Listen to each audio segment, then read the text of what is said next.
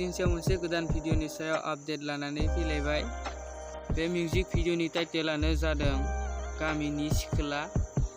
फाव खालामनाय नुनो मोनदों राकेश अगरवाला, शरिया अधिकारी, मेथाइखौ खनदों हिमांशु सनाली।